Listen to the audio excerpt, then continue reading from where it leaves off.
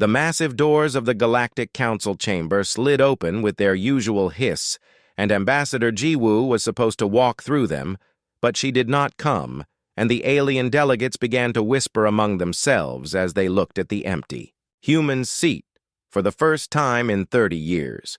Council Speaker Velthar adjusted his crystalline form on the high platform, and his translucent blue body sparkled under the chamber lights as he tried to make sense of what was happening, because humans were never late, and they certainly never missed a session without notice, and the empty chair seemed to mock the entire assembly.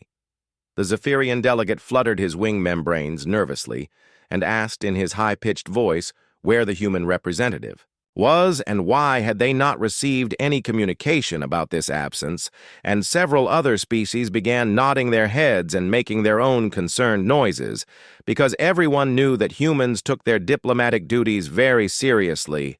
Velthar activated his communication device and sent a priority message to the human embassy on Council Station, but the response was immediate and automated, and it simply said, "Diplomatic communications temporarily suspended," and nothing more, and the speaker stared at the message for several long moments before reading it aloud to the chamber. The reaction was immediate chaos, as dozens of species began talking at once and demanding explanations, and some suggested technical problems, while others wondered if this was some kind of human joke. But Velthar knew that humans did not joke about diplomatic matters, and something serious was happening. Meanwhile, on Earth, in the secure command center beneath Geneva, Admiral Taemin stood before a wall of screens, showing fleet positions across human space, and his weathered face was calm as he watched the final preparations for Protocol Blackout, which had been planned for months but never activated until now. The Admiral touched his communication badge and spoke to Minister Da-Yun, who was coordinating with the colonial governments, and she confirmed that all human worlds were ready to implement the communication shutdown and that supplies and defenses were in position for what might be a long isolation. Dr. So-Young entered the command center carrying a datapad filled with the sensor readings that had started this whole situation, and she approached Admiral Taemin with the same evidence that the Galactic Council had dismissed just 3 days ago, when Ambassador Jiwoo had presented it to them during what would be their final diplomatic session. The readings showed massive energy signatures approaching from the void between galaxies, and the pattern matched nothing in any known database. But Dr. So-Young was certain that these were ships and not natural phenomena, and her calculations suggested they would reach the outer rim of the galaxy within 6 months. When Ambassador Jiwoo had presented this data to the Council, the reaction had been predictable and dismissive, and the Nexarian representative had actually laughed and suggested that humans were trying to create a crisis to gain more influence, and several other delegates had nodded in agreement. The crystalline hegemony had been more polite, but equally dismissive, and Velthar himself had suggested that human sensor technology was probably detecting some natural cosmic phenomenon that they did not understand, and that more advanced species would investigate when they had time. Only the smaller non-council species had shown any interest, but they had no political power, and their questions were quickly silenced by the major powers who controlled the session, and Ambassador Jiwoo had returned to Earth with a simple message that humanity was on its own. Commander Hyun-sik was already implementing the fleet mobilization orders, and human ships across the galaxy were quietly moving to defensive positions around colony worlds and critical installations. And the aliens had not noticed yet, because humans had always been careful to keep their true military strength hidden. The human fleet was much larger than the Council believed, and their ships were equipped with technology that combined the best. Innovations from dozens of species but improved beyond the original specifications, and Admiral Taemin smiled grimly as he thought about how surprised the aliens would be when they discovered what humans had really been building. Minister Da-Eun reported that the colonial governments were fully supportive of the blackout, and that human settlers who had been dismissed and ignored by alien neighbors for years were eager to show their independence, and several colony worlds had already begun expanding their defensive installations. The communication shutdown was not just diplomatic, but total, and every human vessel in space received orders to refuse all contact with non-human ships except for essential emergency situations, and even then responses would be minimal and professional, with no explanation of the policy change. Dr. So Young looked at her readings again and wished the council had listened, because 6 months was not much time to prepare for what was coming, and the approaching fleet was massive beyond anything the galaxy had ever seen, and she feared that even human preparations might not be enough. Admiral Taemin understood her concerns, but he also knew that humans worked best when their backs were against the wall, and that creativity and determination had carried them through impossible situations before, and this time they would not have alien politics and bureaucracy slowing them down. The first reports began arriving from Council Station as alien. Delegations tried unsuccessfully to contact human representatives, and every attempt met with the same automated response about suspended communications, and confusion was turning to concern, as species realized they had no way to reach humanity commander. Hyun-sik coordinated with Captain Daeho, who commanded the border patrol fleets, and within hours every entrance to human space was quietly but firmly sealed, and alien vessels requesting passage were politely turned away with no explanation beyond the standard response about suspended communications. The speed and efficiency of the human response surprised many aliens who had assumed that such a young species could not organize anything so comprehensive so quickly, but they did not understand that humans had been planning for this possibility ever since joining the Council and finding themselves consistently underestimated. News of the communication blackout spread through human space faster than official channels, and civilians who had grown tired of being treated as junior partners in galactic civilization rallied behind their government and offered support for whatever was coming, and recruitment centers saw long lines of volunteers.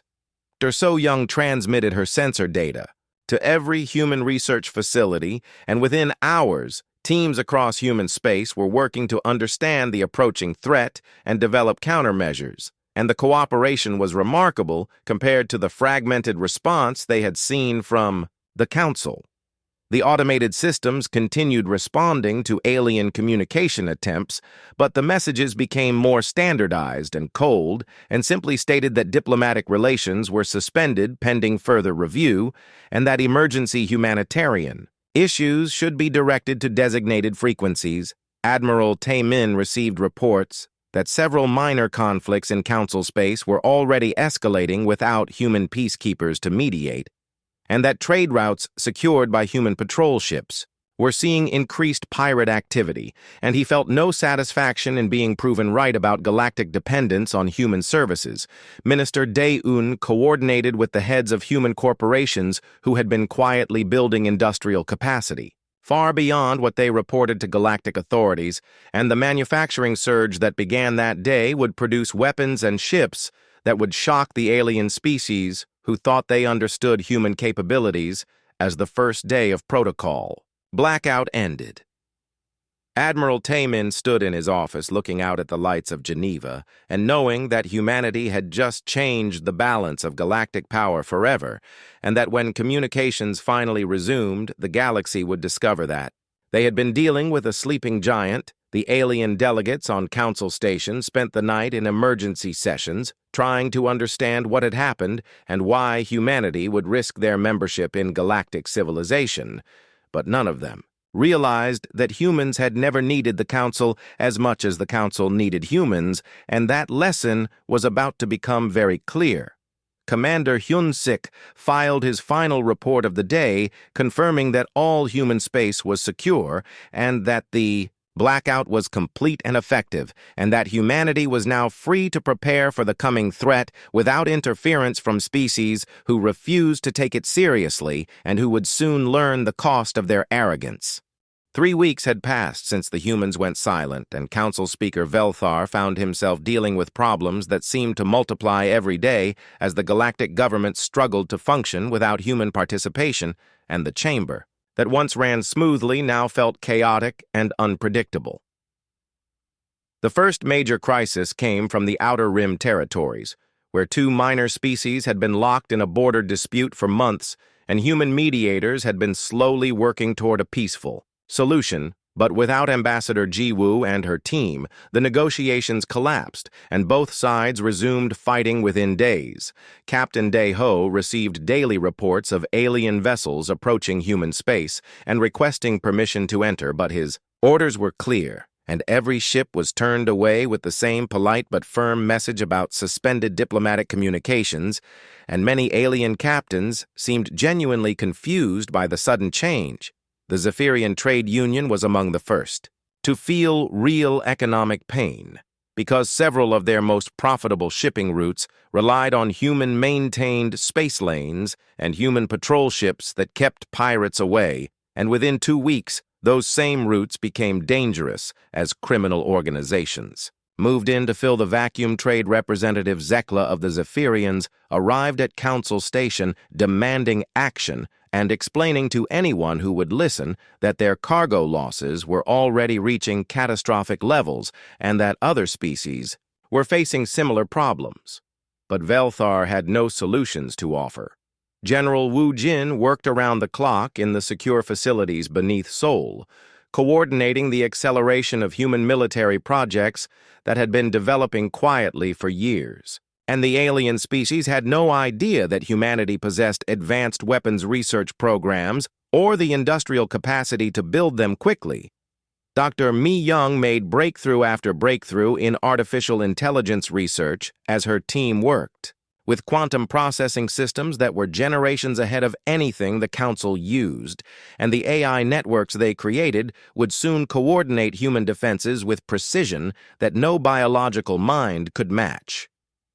The Nexarian Empire grew increasingly aggressive as reports reached them about the chaos spreading through Council space, and several Nexarian commanders suggested that this was the perfect time to expand their territory while the galactic government was weakened by human absence. Admiral Bo-Ram prepared to demonstrate why that would be a mistake, as her fleet conducted exercises near Nexarian space using weapons that the aliens had never seen before and energy signatures that did not match any known human technology because it was technology that humans had kept secret for decades. Council Speaker Velthar made the decision to send envoys directly to Earth, hoping that face-to-face diplomacy might succeed where electronic communications had failed, and he selected experienced ambassadors from 3 major species, including his own crystalline hegemony.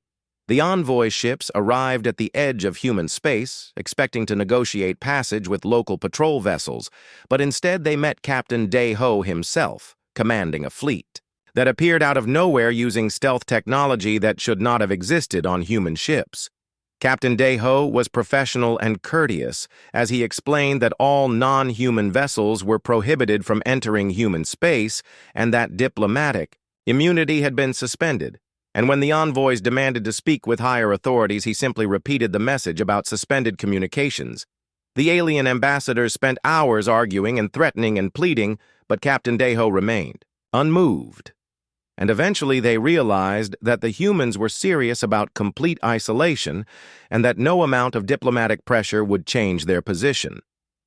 Back on Council Station, the reports from failed envoy missions created panic among the delegates as they began to understand that humanity was not bluffing and that the communication shutdown was real and comprehensive, and that they had no way to force contact with a species they had always considered subordinate. The Outer Rim. Conflicts continued to escalate, and 3 more disputes that human peacekeepers had been managing erupted into violence, and Velthar found himself deploying Council forces to handle situations that humans had been resolving quietly and efficiently. For years, General Wu Jin received authorization to begin full production of the new weapon systems and manufacturing facilities across human space, started producing ships and equipment using designs that incorporated technology reverse-engineered from dozens of alien species but improved beyond their original capabilities. The improvements were significant because humans had spent decades studying alien technology, not just to copy it, but to understand its principles and then innovate beyond what the original creators had achieved. and the results were weapons and defenses that would shock the species who had provided the base technology.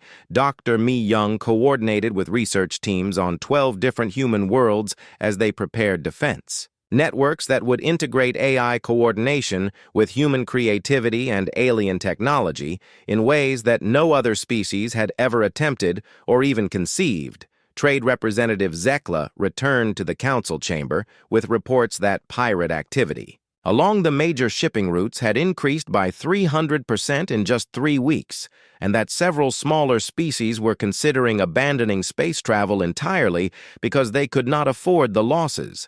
The economic impact was spreading faster than anyone had predicted because humans had been involved in so many aspects of galactic commerce that their absence created cascading failures and supply shortages and price increases that affected every major trade network minister. Da-un coordinated with human colony governors who reported that their alien neighbors were becoming increasingly desperate for the services and trade relationships they had taken for granted, and some alien settlements were offering significant concessions. In hopes of restoring contact, Admiral Bo-Ram decided it was time to send a message to the Nexarian Empire, and her fleet appeared without warning in a Nexarian border system using jump technology that allowed them to bypass all early warning sensors and arrived directly in the heart of enemy territory.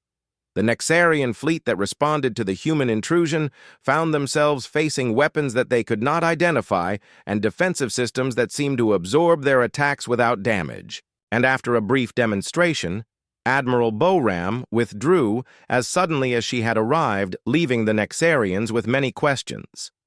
Council Speaker Velthar called emergency sessions daily as new crises emerged, and he began to realize that the galactic government had become dependent on human problem-solving abilities and human willingness to handle the difficult and dangerous tasks that other species preferred to avoid.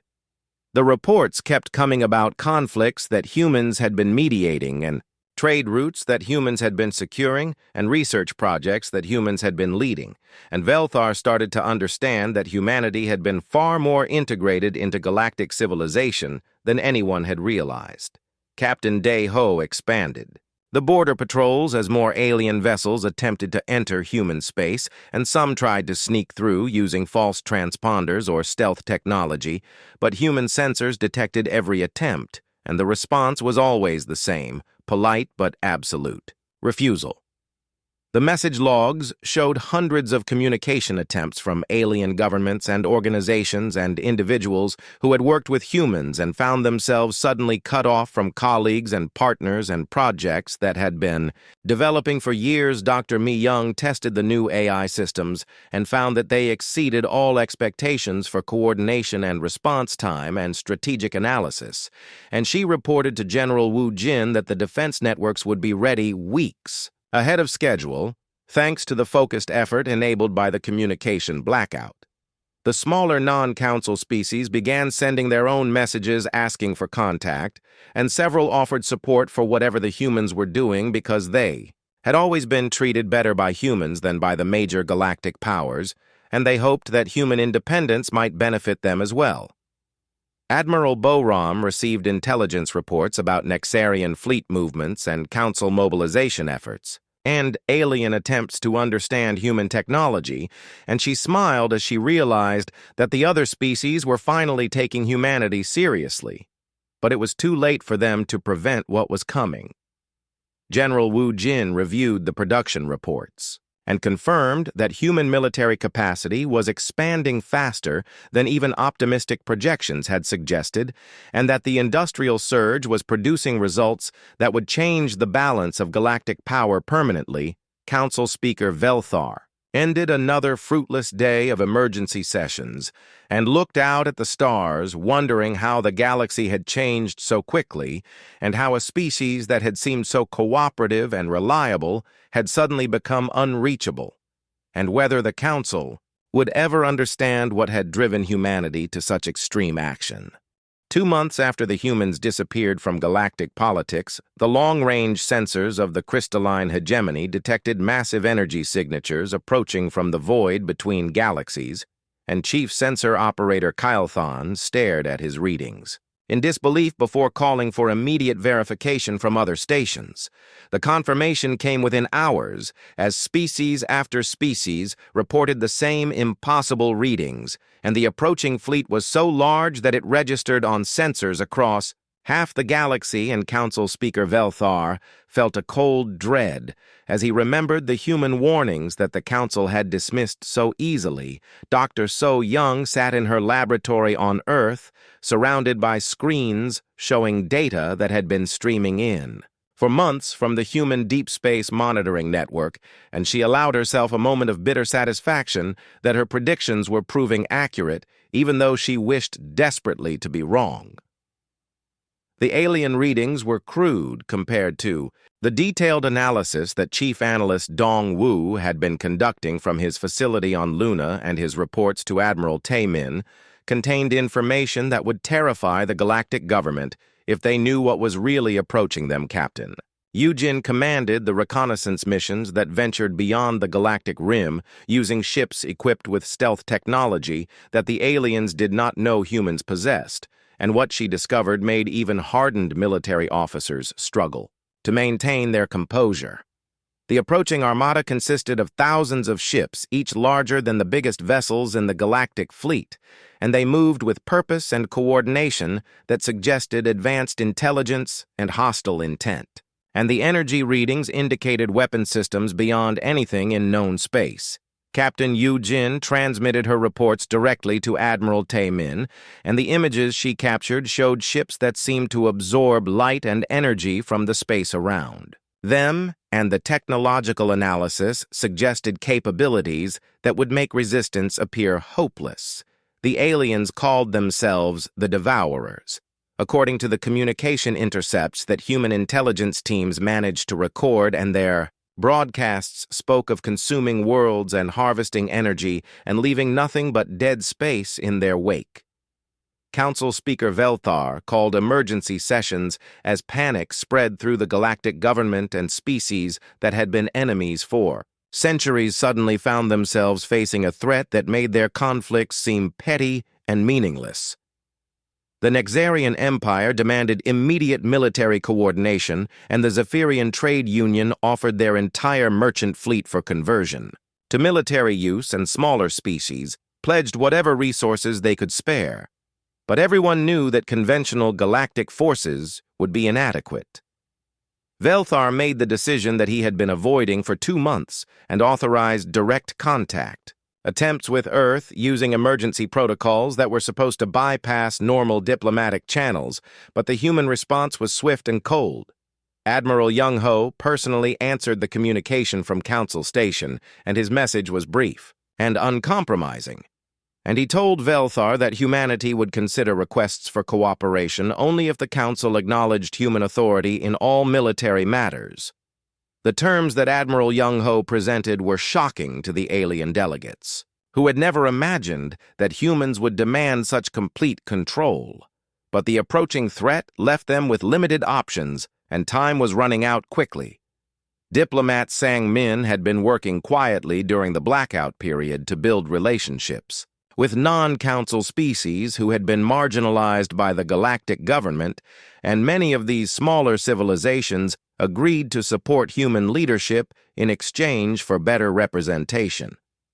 The coalition that Sang Min assembled included dozens of species that possessed valuable resources and strategic locations, but had been ignored by the major powers, and their combined support gave humanity additional leverage in negotiations with the Council. General Yunbi revealed to selected alien leaders the true scope of human military preparation and the hidden shipyards and manufacturing facilities that had been producing advanced weapons, while the galaxy focused on political games and trade disputes. The demonstrations of human technology left alien observers speechless as they watched weapons that could punch through any known shielding and ships that moved faster than anything in the galactic fleet, and defensive systems that seemed to violate known physics. Dr. Kyung-soo presented research that solved engineering problems that had stumped galactic civilization for millennia, and his innovations in energy manipulation and materials science represented advances that some species had considered theoretically impossible. The revelation that human technology was not only competitive, but superior, in many areas shattered alien assumptions about the relationship between age and advancement and forced them to reconsider everything they thought they knew about the species. They had dismissed Admiral Tae Min, allowed council representatives to visit one human shipyard, and the alien delegates were stunned by the scale of production and the sophistication of the automated systems and the fact that humans had been building this capacity in secret for decades. The shipyard tour revealed that human population numbers and industrial output had been deliberately understated in all official reports, and that Earth and its colonies possessed resources and manufacturing capability that rivaled the largest galactic powers. Minister Da-un explained to the shocked alien observers that humanity had learned early that showing too much strength too quickly would make other species see them as a threat rather than a partner, and that careful restraint had been necessary for survival. The industrial capacity that humans revealed included automated factories that could produce ships and weapons faster than any known manufacturing system and research facilities that had been developing innovations while alien science stagnated in bureaucracy. Chief Analyst Dong Wu shared intelligence about the Devourer fleet that was far more detailed than anything the aliens had managed to gather, and his analysis included tactical assessments and strategic recommendations that demonstrated human understanding of the threat. The human intelligence network extended far beyond galactic borders and included monitoring stations and reconnaissance assets that the Council had never suspected, and the data they provided painted a terrifying picture of what was approaching. Captain Yu Jin returned from another reconnaissance mission, with evidence that the Devourers had already consumed entire civilizations in neighboring galaxies, and that their technology was based on principles that conventional galactic science could not counter. The time estimates for the invasion were more precise than alien calculations, and human projections gave the galaxy less than 4 months before the first Devourer ships would reach the Outer Rim and begin their systematic destruction. Admiral Young-ho made it clear that human cooperation would come with permanent changes to galactic government, and that the post-war structure would recognize human authority in military and security matters, with other species maintaining internal autonomy. The negotiations were difficult, because many alien leaders struggled to accept that a species they had considered junior partners would now dictate terms, but the approaching threat made resistance impossible, and time was running out. General Yunbi coordinated with alien military commanders who were beginning to understand that their traditional tactics and strategies would be useless against the Devourers, and that only human innovation and flexibility offered hope for survival. Dr. Kyung-soo shared technological advances with selected alien scientists, but made it clear that full access to human research would depend on compliance with the new political arrangements, and that trust would have to be earned. The revelation of human capabilities created panic among some alien leaders who realized that they had been living under the protection of a species they had never understood, and that their security had always depended on human restraint and goodwill.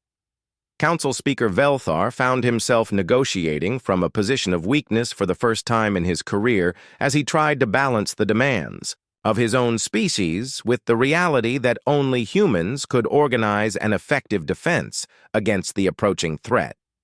The smaller species that diplomat Sang-min had been cultivating proved to be valuable allies as they provided resources and support for human plans, while the major powers struggled to adapt to their new subordinate status.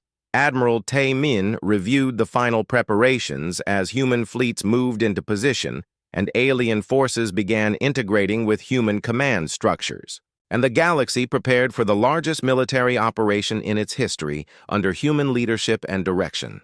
The formal apology from the Galactic Council arrived at Earth with all the diplomatic ceremony that the aliens could muster, and Council Speaker Velthar personally delivered the message expressing regret for dismissing human warnings and requesting immediate assistance against the approaching threat. Admiral Young-ho read the apology with the same cold expression he had maintained throughout the crisis, and his response was delivered with military precision as he explained that humanity would lead the defense effort under terms that were not negotiable.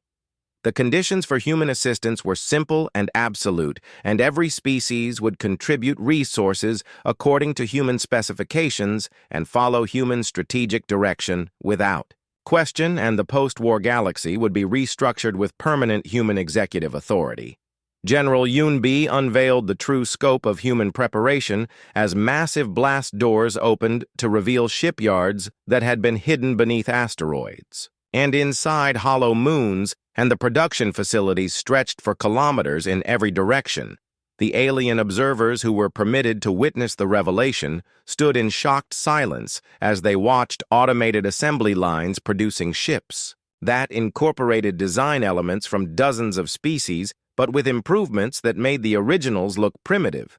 Dr. Kyung-soo guided tours through research facilities where human scientists had been solving problems that had stumped galactic civilization for millennia, and his teams had developed innovations in energy manipulation and faster-than-light travel that seemed like magic to alien scientists. The manufacturing surge that had begun during the communication blackout had produced results that defied every estimate of human industrial capacity, and the ships emerging from human yards were larger and more advanced than anything in the galactic fleet. Captain Min-ho coordinated the integration of alien forces with human command. Structures and the process revealed how thoroughly humans had studied alien military doctrine and capabilities while keeping their own innovations secret. The human population, numbers that were revealed during mobilization, shocked alien demographers, who had believed they understood human demographics, and it became clear that Earth and its colonies contained billions more people than official reports had indicated. Admiral Taemin explained to the alien military commanders that human restraint during previous conflicts had been a deliberate strategy to avoid triggering galactic fears about human expansion, and that the true extent of human capabilities had been hidden for security reasons. The hidden colonies that humans revealed during the mobilization included worlds that had been developing for decades without alien knowledge and manufacturing centers that had been producing advanced technology while maintaining complete secrecy. Minister Dae-yoon coordinated resource allocation from hundreds of human worlds that the galactic government had never known existed, and the logistical network that supported human civilization was far more extensive than any alien intelligence service had suspected. The technological demonstrations that General Yoon-bi arranged for alien leaders included weapons that could penetrate any known shielding and defensive systems, that could absorb and redirect energy attacks, and propulsion systems that exceeded galactic engineering standards. Dr. Ma Young revealed artificial intelligence networks that coordinated human activities across interstellar distances with precision that biological minds could not match, and the AI systems had been developing solutions to galactic problems, while alien governments debated.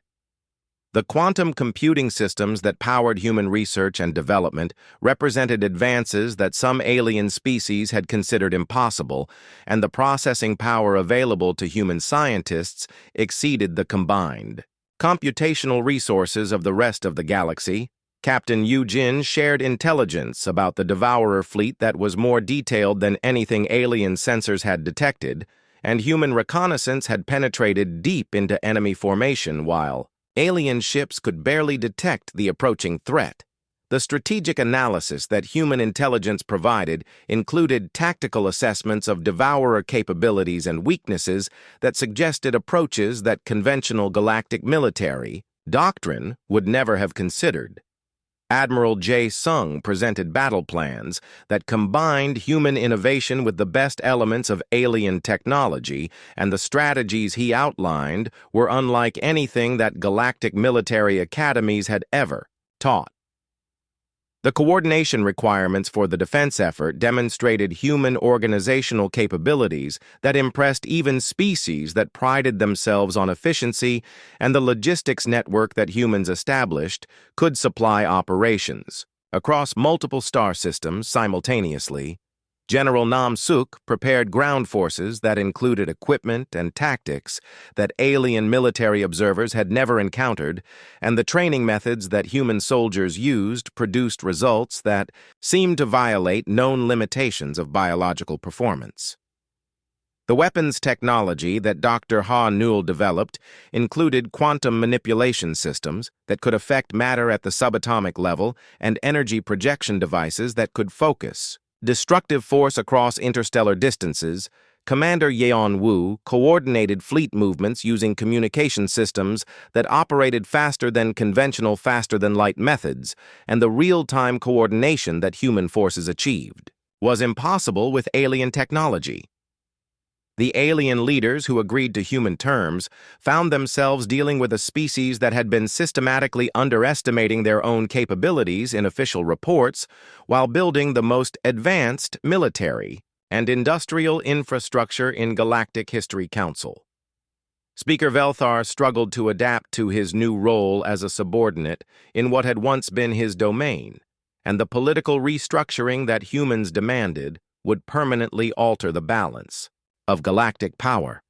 The smaller species that diplomat Sang Min had cultivated during the blackout period proved to be valuable allies who provided resources and support, while the major powers adjusted to their reduced status in the new hierarchy. The speed with which human plans were implemented shocked alien observers who had expected months of preparation time, and the efficiency of human organization made alien bureaucracy look hopelessly slow and ineffective. Admiral Young Ho established command centers that coordinated activities across the entire galaxy, and the communication networks that linked human facilities operated with security and reliability that alien systems could not match.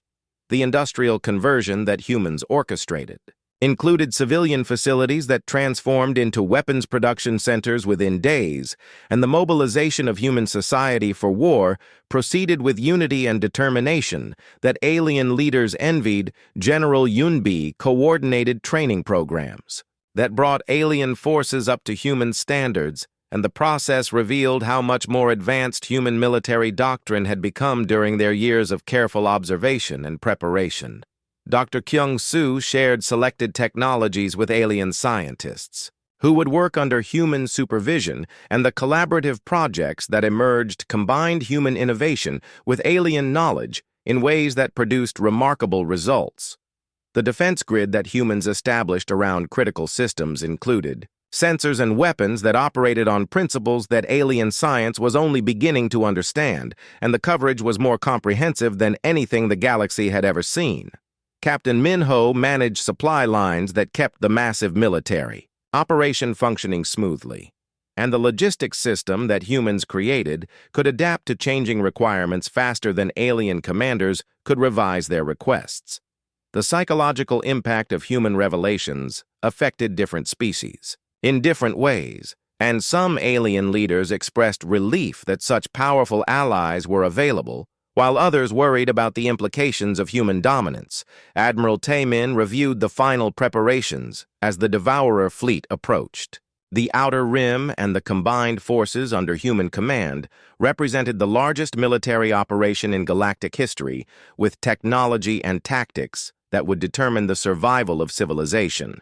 The war against the Devourers began when their advanced scouts reached the Outer Rim systems and encountered the defense grid that Admiral Jae Sung had positioned, using tactics that no alien military academy had ever taught. And the first battle demonstrated that human innovation could match alien aggression. Captain Su Jin led the initial engagement flying ships that incorporated technology from dozens of species, but with improvements that made the original designs look primitive, and her squadron destroyed 3 Devourer vessels while taking minimal damage using weapons that the enemy had never encountered. The Devourer response was swift and massive as their main fleet accelerated toward the core systems, but they found themselves facing defensive strategies that combined human creativity with alien resources in ways that their tactical analysis could not predict, or counter General Nam Suk coordinated ground defenses on frontier worlds where Devourer landing forces attempted to establish beachheads. But the tactics that human forces employed included psychological warfare and technological advantages that turned expected defeats into stunning victories. The alien observers who witnessed human combat performance were amazed by the adaptability and innovation that human soldiers displayed under pressure and the ability to modify tactics in real time based on battlefield conditions exceeded anything in galactic military doctrine Admiral J. Sung orchestrated. Fleet movements that used the best elements of every alien naval tradition, but combined them with human approaches that emphasized flexibility and creative problem-solving over rigid adherence to established procedures. The quantum weapons that Dr. Ha-Nul had developed proved devastatingly effective against Devourer technology because they operated on principles that the invaders had never encountered and could not defend against using their conventional shielding systems, Commander Yan Wu. Coordinated communication between hundreds of ships across multiple star systems, using networks that operated faster than standard faster-than-light methods, and the real-time coordination gave human forces advantages that the Devourers could not match. The battles that followed revealed the true extent of human military capability as Admiral Young-ho deployed weapons and tactics that had been developed in secret during years of careful preparation, while alien governments focused on politics and trade. General Yunbi directed intelligence operations that penetrated Devourer command structures and provided tactical information that allowed human forces to anticipate enemy movements and counter their strategies before they could be implemented. The coordination between human and alien forces improved as the war progressed, and species that had been enemies for centuries found themselves working together under human leadership toward a common goal that transcended their historical conflicts. Dr. Kyung-soo continued developing new technologies during the conflict, and his innovations in defensive systems and energy manipulation provided solutions to problems that emerged during combat and kept human forces ahead of Devourer adaptations. The turning point came when Captain Soo-jin volunteered for a mission that required penetrating the Devourer mothership and destroying its command center using experimental technology that had never been tested in combat conditions. The suicide mission that Captain Soo-jin undertook was successful beyond all expectations, as the quantum disruption device that she delivered to the mothership not only destroyed the command vessel, but also disabled the entire Devourer fleet through their neural network connections. The survival of Captain Soo-jin was made possible by emergency teleportation technology that Dr. Ha-Nul had developed but never revealed to alien scientists, and her rescue became a symbol of human, technological superiority and tactical innovation. The collapse of the Devourer fleet was sudden and complete, as their ships lost coordination and became vulnerable to conventional weapons, and the combined galactic forces under human command eliminated. The remaining threats within Day's Admiral Tae-min coordinated the cleanup operations that secured Devourer technology for analysis, and the intelligence that human scientists gathered would provide insights into extragalactic civilizations that would influence future exploration and defense planning. The victory celebration was muted because everyone understood that the galaxy had come very close to complete destruction and that only human preparation and leadership had made survival. Possible Council Speaker Velthar formally acknowledged human authority in the new galactic government, and the ceremony that transferred power was attended by representatives from every species who had participated in the defense effort. President Moon-ho addressed the reformed Galactic Council from the new capital on Earth, and his speech outlined the principles that would guide the new government with emphasis on preparedness and unity and human leadership in security matters. The political Restructuring that followed the war established permanent human executive authority while allowing other species to maintain internal autonomy, and the system balanced efficiency with representation in ways that previous galactic governments had. Never achieved Ambassador Ji Woo accepted the position of council speaker, and her first address emphasized that the new order was based on demonstrated capability rather than traditional power structures, and that continued cooperation would depend on results rather than politics. The alien species adapted to their new roles with varying degrees of enthusiasm, but everyone understood that human leadership had saved galactic civilization and that the alternative to cooperation was chaos and vulnerability. The industrial capacity that humans had revealed during the war was redirected toward reconstruction and expansion as new colonies and manufacturing centers were established to strengthen galactic defenses against future threats. So Young established deep space monitoring networks that extended far beyond the galactic rim, and the sensor systems that her teams deployed would provide early warning of any threats that might approach from the void between galaxies. The technological sharing that began after the war was carefully controlled by human authorities, who released innovations gradually to ensure that no single species could challenge the new order while still benefiting from human advances. General Wu Jin oversaw the integration of alien military forces into a unified galactic defense system that combined the best elements of every species under human strategic direction, and the result was more effective than any previous military organization. The economic benefits of human leadership became apparent as trade routes were secured and conflicts were resolved quickly and efficiently using human mediation and enforcement capabilities that previous galactic governments had lacked. Minister Dayun coordinated development programs that improved living standards across the galaxy while ensuring that human interests remained paramount, and the prosperity that followed convinced many skeptical species that the new order was beneficial. The smaller species that diplomat Sang Min had cultivated during the blackout period found themselves with greater representation and influence than they had ever enjoyed under the previous council system, and their support helped legitimize human authority. Captain Daeho expanded border patrol operations to monitor not only external threats, but also internal compliance with the new galactic order, and his forces ensured that no species could challenge human authority without facing immediate consequences. The research networks that Dr. Mi Young established combined human artificial intelligence with alien knowledge to accelerate scientific progress, and the innovations that emerged solved problems that had persisted for centuries under the previous system. Admiral Boram commanded exploration fleets that ventured beyond the galactic rim to establish early warning stations and make contact with neighboring galaxies, and her missions expanded human influence while gathering intelligence about potential threats. The cultural exchange programs that began under the new order were designed to promote understanding while ensuring that human values and perspectives remained dominant in galactic civilization.